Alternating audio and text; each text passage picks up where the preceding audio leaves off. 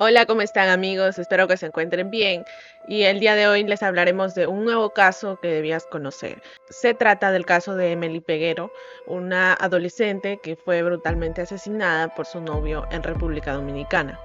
Este es un caso muy triste, pero es de suma importancia conocerlo. Así que los invito a ver este nuevo caso. Por favor, no se olviden de suscribirse al canal, comentar, dar like y compartir el video. Con todo esto, pasemos a ver el siguiente caso.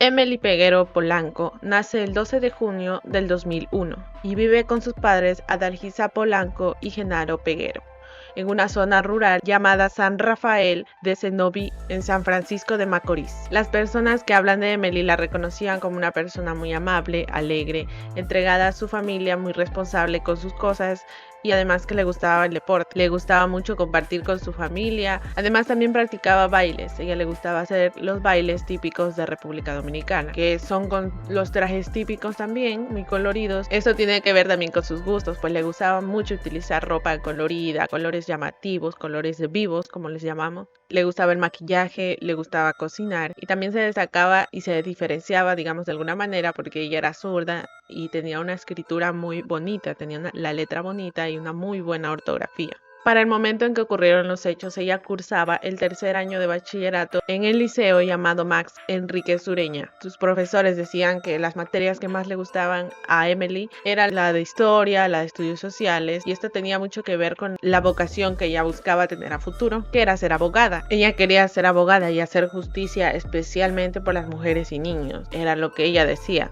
Ahora les voy a comenzar a hablar de Marlon Martínez. Bueno, esta persona se muda junto con su familia cerca de la vivienda de Emely. Se mudaron cerca, a muy pocas casas de distancia, eran prácticamente vecinos. Y bueno, ellos pasaban mucho tiempo juntos. Eran niños, pasaban jugando afuera, en el vecindario, con sus demás vecinos. Se hicieron muy buenos amigos. La mamá de Marlon se dedicaba a la política, ella tenía que salir todos los días a su trabajo. Por esta razón lo dejaba a Marlon con la familia de Emely para que pasaran tiempo ahí, jugara con la niña y la mamá de Emely los cuidara. Así pasaba el tiempo, fueron creciendo juntos y a los 16 años se hicieron novios. Vale recalcar que Emely era 3 años menor que Marlon. Emely prácticamente llega a tener su primer novio a muy temprana edad. Sin embargo, como ellos se conocían desde pequeños, como que su familia lo fue aceptando. Marlon provenía de una familia acomodada, se podría decir de alta clase, ya que, bueno, su mamá, como les dije, se dedicaba a la política. A diferencia de la familia de Emely, que bueno, no tenía muchos recursos, sin embargo vivían bien, felices. Y bueno, en República Dominicana no se dividen las clases sociales, no se divide como que por ciudadelas, así que en tal ciudadela vive la gente aniñada, por así decirla, y en tal ciudadela vive la gente de escasos recursos. No, ahí la gente vive al lado de una persona que no tenga muchos recursos o al lado de la persona que sí tiene dinero, digámoslo así. Digamos que esa era como la única gran diferencia entre ellos dos. Sin embargo, ellos continuaron con su relación y bueno, su familia decía que era muy entregada a la relación que tenía con Marlon, pero como siempre nada puede ser color de rosa, nada puede ser perfecto, y en este caso la mamá de Marlon no aceptaba esa relación. Digamos que es como la típica película cliché de que todo es perfecto en la pareja, en el amor, llevan mucho tiempo juntos, se aman y todo, pero la mamá no acepta la relación. Le decía que esté con una a su altura, que ella no está a la altura de él porque no es de cierta clase social. Digamos que la señora era como un poco interesada o que no quería que su hijo esté con cualquier persona. Sucede que Emely queda embarazada de Marlon. Para el momento de los hechos, Emely ya tenía como 5 meses de gestación y por esos días se había realizado un examen llamado sonografía, que es el examen específico que se da cuando quieres saber el sexo del bebé, y le dijeron que tendría un niño. Para todo esto, pues Emely se emocionó, ya había planeado todo, ya tenía el nombre del bebé, que se iba a llamar Jacob Moisés. Bueno, es así como vamos a pasar a los hechos. Es la mañana del miércoles 23 de agosto del 2017. Esa mañana sale de su casa en compañía de Marlon a hacerse unos exámenes. Y bueno, pues su familia ya sabía del embarazo, todos ya habían aceptado, ya que al inicio pues obviamente es como una noticia muy fuerte, pero con el pasar de los meses ya lo fueron aceptando. Y bueno, varias horas después de que salen a la cita médica, la hermana de Emely específicamente recibe unos mensajes aparentemente de Emely, en donde decía que Marlon la había dejado en un cruce como en una gasolinera gasolinera, en donde tuvo que bajarse porque la iba a llegar a ver su tío para irse en moto a hacer unas diligencias. Pero a la hermana se le hizo muy raro, ya que ella no era tanto de mandar mensajes de texto así por escrito, sino enviar audios. Y bueno, estos mensajes tenían una particularidad de que, bueno, como mencionamos, Emily tenía una muy buena ortografía y escribía de cierta manera, pero en este caso sus mensajes tenían la rareza de que, bueno, tenía mala ortografía, palabras que casi ella no usaba,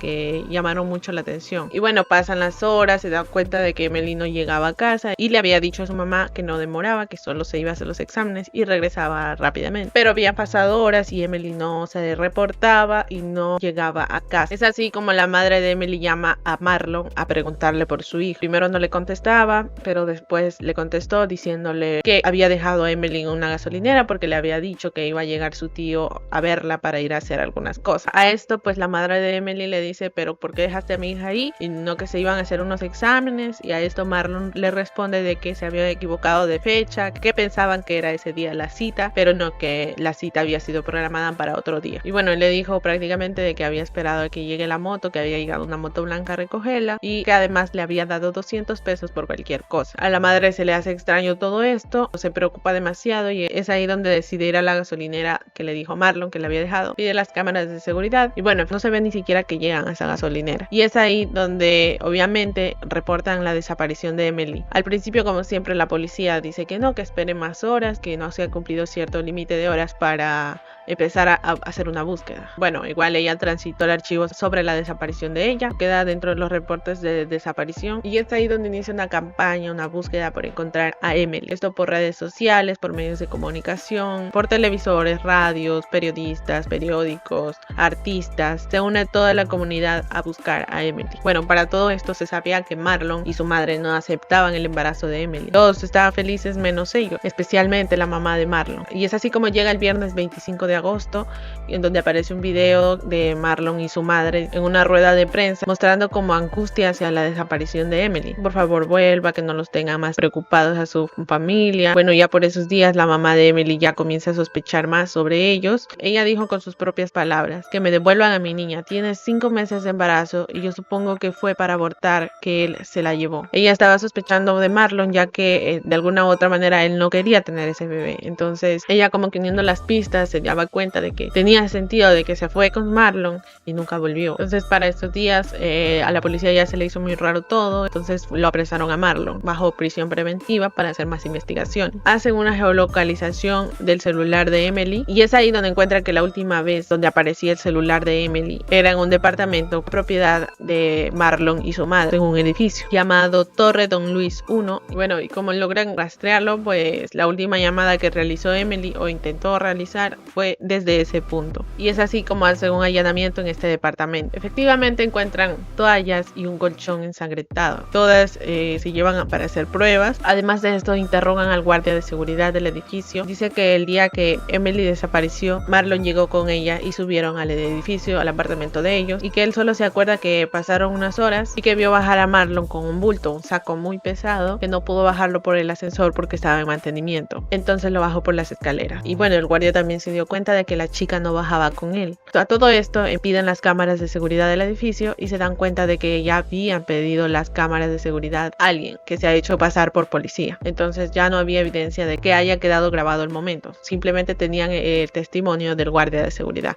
Y llega el 30 de agosto, en donde la mamá de Marlon se entrega a las autoridades diciendo: actué como una madre. Y esto empieza a evidenciar que probablemente ellos tuvieron que ver con la desaparición de Emily. Así ya empiezan a hacerse la idea de lo que pudo ocurrir, aunque no hayan encontrado el cuerpo de Emily aún. Y llega el 31 de agosto, le empiezan a llegar unos mensajes a Eugenio Peguero, hermano de Emily. En estos mensajes le dicen que encontraron una maleta con un cuerpo, que aparentemente puede ser el cuerpo de Emily. Y cuando van a reconocer el cuerpo, efectivamente era el cuerpo de Emily. Se llevan el cuerpo, hacen la respectiva autopsia y ahí encuentran también los restos de un feto. Y dentro de las causas de muerte encuentran una hemorragia interna del útero por un aborto inducido y un golpe contundente en la cabeza con hundimiento de cráneo. Finalmente determinan que la causa de muerte fue el golpe en la cabeza. Y bueno, a todo esto Marlon fue declarado culpable de la muerte de Emily Peguero. Lo arrestan regresan e iniciaron los juicios. Inicia también como una preocupación en la familia de Emily y de toda la población que ayudó en este caso, ya que como su mamá se dedicaba a esto de la política, tenía influencias ahí, tenían miedo a que haga algún arreglo por ahí para que quede impune. Sin embargo, la policía también arresta a esta mujer y durante todo este proceso es que Marlon supuestamente comenzó a testificar lo que había sucedido. Y él dice que, bueno, ese día fueron a su apartamento y que Emily se había tomado un líquido para abortar y que ella se empezó a sentir mal. Poco a poco como que ya no se podía mover, decía él, y que empezó a sangrar mucho. Y dice que ahí Emily como que reaccionó mal y se abalanzó sobre él para golpearlo y él supuestamente en defensa la golpeó también. Dice que él reaccionó, la empujó y ella ha caído, que se golpeó ahí la cabeza. Según él, eso había pasado. Pero esto se hacía muy raro ya que el guardia dio testimonio de que la niña había subido las escaleras bien, o sea que no se la veía como que adolorida o que no podía moverse. Y bueno, en esa historia también entra una mujer llamada María Balbina Rodríguez Santos. Esta era una persona que se dedicaba a hacer trabajos del hogar, trabajos domésticos. Bueno, para la familia de Marlon era como la empleada doméstica que tenían y les ayudaba en varias cosas de la casa. Esta mujer testificó: por estos días María fue a hacer una limpieza al apartamento de los Martínez. Ella no sabía que la niña estaba desaparecida y bueno, ahí se dio cuenta de que faltaba un trapeador, el cual no lo movían para nada, no lo cogían, ni la mamá de Marlon ni Marlon hacían limpieza, entonces se le hizo raro eso. También recordó de que la mamá de Marlon le pedía de favor que le dé una pastilla a su hijo porque pues supuestamente no podía dormir por preocupación que Emily estaba desaparecida. También la mamá de Marlon le pidió de favor a esa mujer que le fuera a entregar un dinero al capataz de la finca que tenían ellos afuera de la ciudad, pero la chica María no vio nada raro en esto. Sin embargo, la policía eso tomó de mucha importancia y es así como llegan a interrogar también al capataz de la finca. Su nombre era Simón Bolívar Ureña y él dice que recibió una llamada de la mamá de Marlon el 24 de agosto, un día después de la desaparición de Emily. Y bueno, en esa llamada le dice que en 5 minutos llega a la finca y cuando llega a la finca le dice lo que había acabado de hacer su hijo. Obviamente no le dicen la verdad, le dice lo que Marlon testificó a la policía, que era una terrible mentira, obviamente. Le cuentan esa historia falsa, lo tratan como que de convencer de que era un accidente. María y el capataz de la finca le dicen que entreguen al muchacho, que ellos no quieren tener nada que ver. Sin embargo, ella les exige que le ayuden a desaparecer el cuerpo. Y también, bueno, la mamá de Marlon estaba ordenando todos los papeles para que su hijo se fuera a Estados Unidos antes de que iniciaran los juicios. Y bueno, le dijo que le pagaba lo que sea, si sea $1 millón para que buscara a alguien que le ayudara a desaparecer o esconder el cuerpo. Entonces ahí les dice que bueno, él sí conoce a gente que le puede ayudar, pero esta gente vive en un barrio peligroso, se fueron a buscar, sin embargo porque era tarde no les pudieron ayudar en nada. Entonces ahí es donde regresan a la finca, suben el cuerpo en la camioneta del capataz y él se fue con Marlon a ver a dónde lo escondían y lo dejan debajo de un puente como en una zanja. Después vuelven a la casa. Sin embargo, la mamá de Marlon les dice que tienen que ir de nuevo por el cuerpo. Esta vez van, pero el capataz ya no deja que suban el cuerpo a la camioneta de él. Entonces Marlon hace caso a eso, coge el cuerpo, lo sube al carro de la mamá de él y él recibe la orden de su madre de no tocar el cuerpo. Él hace caso y también de que se quede callado. Todo esto pasan varios días. La mamá de Marlon llama al capataz de la finca para que tenga abiertas las puertas de la finca porque alguien iba a llegar a llevarse ese auto. Sin embargo, dice el capataz de que él no vio qué persona se llevó el carro. Después dice que se dio cuenta que de nuevo estaba el auto ahí en la finca. Entonces la mamá de Marlon llamó y le ordenó que llevara a lavar el auto. Él acató esas órdenes y ahí se borró toda evidencia de lo que se pudo haber encontrado en ese auto.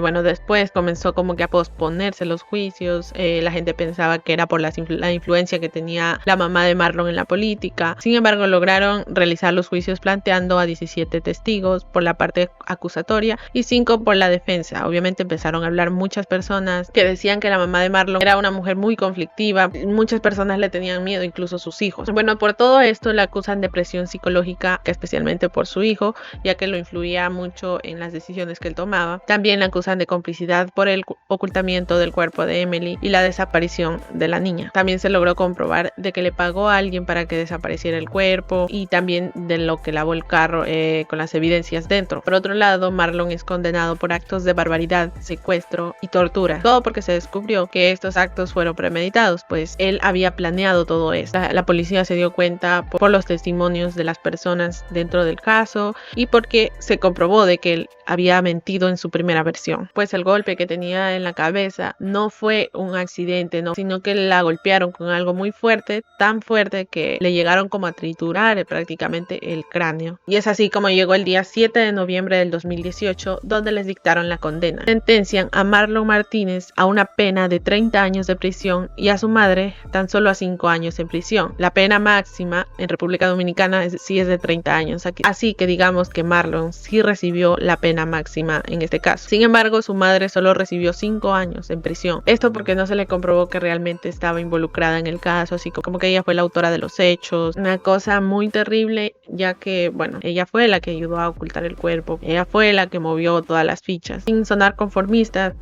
bueno, el autor de los hechos fue Marlon Martínez. Sí recibió la pena máxima, entonces, por un lado sí tuvo justicia Emily, pero a mí, por mi parte, me hubiera gustado que la mamá de Marlon también reciba una pena máxima, ya que influyó tanto como influyó el hijo dentro de este caso. Bueno, a ellos le dieron la posibilidad de objetar sus condenas, pero Marlon no lo logró. Sin embargo, la mamá de él lo logró y se deshizo de 3 años en la cárcel. Así que solo recibió 2 años de condena. Obviamente esto por influencias en la política. Y bueno, para la familia de Emily esto ha sido muy fuerte. Obviamente, de alguna manera tuvieron justicia, supieron qué pasó con su hija. Muy triste este caso debido a que ella, además de ser una menor de edad, llevaba en su vientre a una criatura que recién estaba empezando a vivir. Realmente es muy triste este caso. Y bueno, todo esto ocurrió básicamente por el hecho de que Marlon y su madre no querían que ese bebé llegara al mundo.